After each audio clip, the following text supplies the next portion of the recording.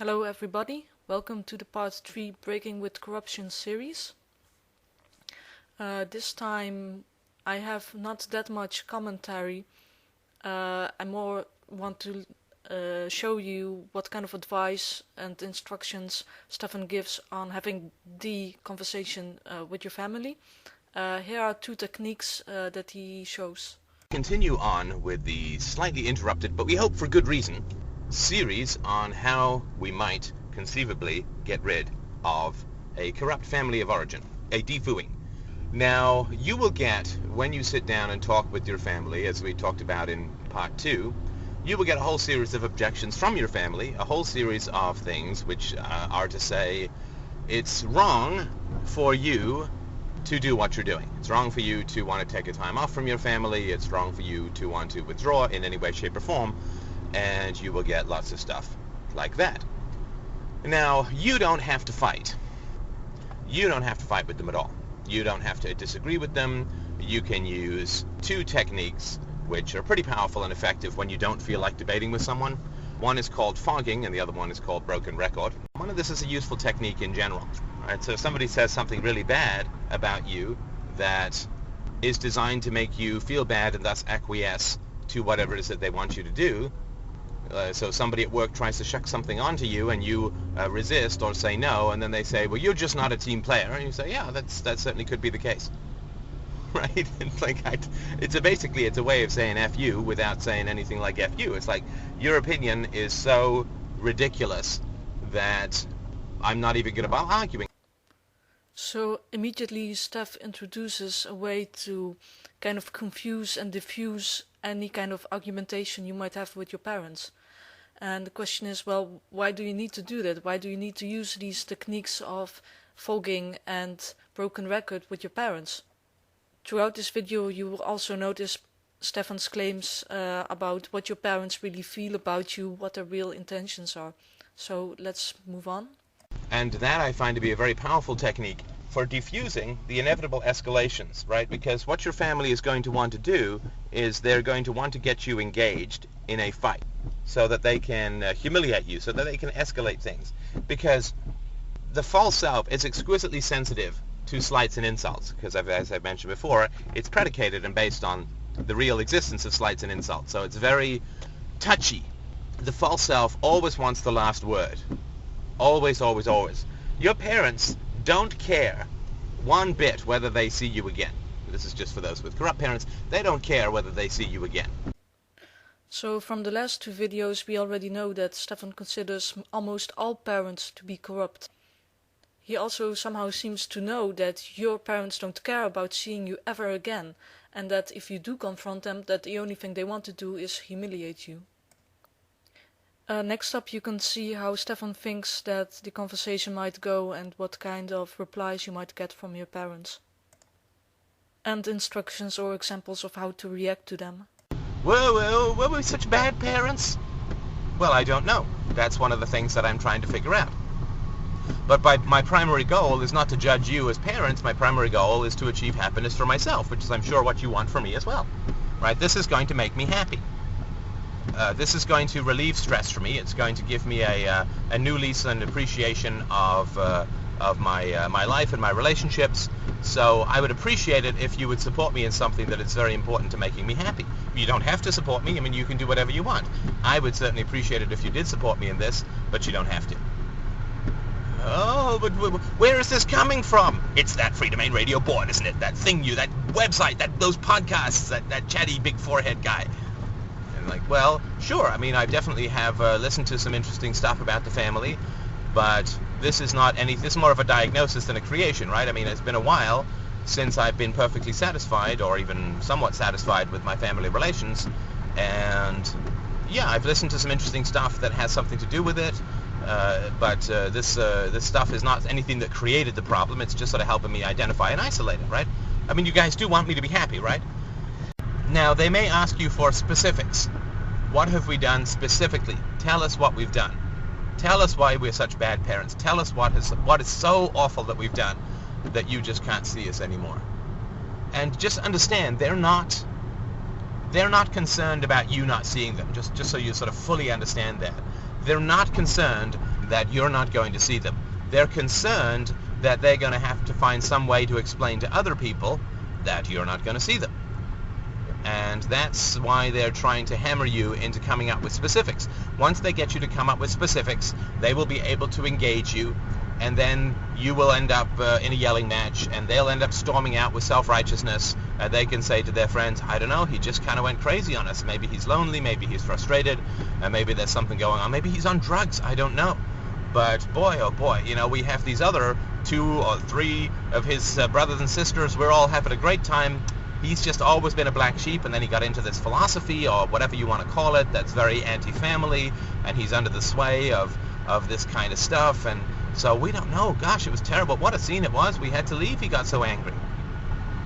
But and then they'll be able to point to you the other siblings who are totally betraying you, by the way. Right? Once you break with the family, if the siblings all go over anyway, yeah, they're totally breaking with you. Yes, they do have to choose sides. Sorry, that's the case in life. You do have to choose sides. You can't just play every side of the fence. So in that little bit we saw Stefan anticipating that the parents might become suspicious of FreedomainRadio and the influence of FreedomainRadio on this conversation or confrontation. He also states that siblings have to choose a side, that if you break with your family and they don't, then they are betraying you, that they have to pick a side. So you can see it's not only the parents that you might need to break with, but also the siblings. So Steph goes pretty far in that. And I would certainly practice this for a good number of hours. Role play back and forth with a friend, try it on the boards, ask for responses to, so you know exactly what your parents are going to say. You know everything about them, more than they know about themselves, far more than they know about themselves. So here we see Stefan encouraging to role play, practice this kind of conversation. You can do it on the FreedomainRadio boards. It's interesting, he says that you know more about your parents than your parents do about themselves, but still Stefan needs to tell you how the conversation is going to be like. Okay, so finally here is a bit longer clip of Stefan giving instructions how to deal with the conversation, with your emotions, and at the end of it he basically puts all the blame and responsibility on the parents and none on you. If you burst into tears, that's perfectly fine. That's perfectly healthy. If you lose your temper, that's perfectly healthy. Don't be insulting, don't be denigrating, but if you lose your temper, that's perfectly healthy, perfectly acceptable. And all I'm trying to say is that your goal is to get them to understand that you're not going to talk to them for N number of months. N being once you figure it out, if it is all your fault, which it's not. Right? All of this is artful bullshit, just so you understand it, right? This is talking your way out of a trap, right? If you can talk your way out of a hostage situation by lying, then you say whatever comes to mind that's going to get you out, right? So this is all artful bullshit, right? You're saying, hey, I got to go figure out what the problem is. You know exactly what the problem is, but you just don't want to engage. You're saying, hey, I just need a couple of months, but I can almost guarantee you that it's going to be forever. And so this is all artful bullshit just to get you some space, to figure out your feelings to do with your family, to figure out if you miss them. That's pretty important, right? I mean, do you actually miss them when they're not calling you, when you're not obligated to see them, when, stuff isn't going on? You need the room and the space to figure out your feelings. It's all very, very important. So, from that standpoint, I would very much encourage you to just do whatever it takes to get that point across. Now, if they say, well, we're going to call you every day, and we're going to do this, and we're going to do that, they say, fine, well, I have call display. You can do whatever you want. I'm telling you that I'm taking time off from this family. This is not a request. The request is that you respect my wishes and don't call. But the request to not be in communication for a while is not a request. Not a request at all. I'm telling you what's happening. And you can fight it tooth and nail, or you can respect what it is that I'm saying and make it a whole lot easier. If you fight it tooth and nail, then it's going to be forever. I mean, it's not going to be a couple of months. Your only chance is in, oh, are you threatening us? No, I'm just telling you how it is. I'm not threatening you. I'm not threatening you at all, because I'm not asking you to change, right? If I'm asking you to change, if I'm saying if you don't do jumping jacks, I'm going to do X, Y, and Z, then sure, that's a threat. But I'm not asking you to change a damn thing. Well, you're asking us not to call you. It's like, that's very true. That's very true. So I'm asking you not to do something. That's not exactly a very powerful threat, right? Don't do jumping jacks, right? Or I'll whatever, right? But you can take it however you want. I'm just, I'm telling you what I need. I'm telling you what I need. You can respect it or you cannot respect it. Now, if they're particularly sophisticated kind of parents, they might say, well, let's all go to family counseling. And be like, yeah, that may be a good idea, but I have to work on myself first. Right? Because it may not be a group dynamic. It might be completely my fault, right? Although it's not. It's your parents. But you say, oh, it might be completely my fault. So I'll go work on it myself and figure things out, blah, blah, blah. And boy, I tell you, so they storm out or don't storm out. And if they storm out, get angry, call you a whatever, and storm out, then just sit there and feel how you feel. That this is what happens in your family when you try to make a request. It's not extravagant. You're just asking for a couple months of no contact. It's not a ridiculous request, right? I mean, if you're in a marriage and you say, let's do a trial separation, and the person screams at you, then, you know, asking for a trial separation was the damn good idea, right? So this is a very instructive situation to go through with your family. Very, very instructive situation to go through with your family. So if they are helpful and respectful and understand things, fantastic. Then, you know, go get your therapy, work things out, figure things out, and then, you know, maybe you'll find out that you were contributing or whatever. I doubt it, because it's your parents and they had all the power and control for the first 20 years of your life. So the relationship is defined by their actions, not yours. So, summing up the deFOO series, we know from Stefan Molyneux that pretty much all parents are corrupt because they don't know objective morality, which he set out in universally preferable behavior.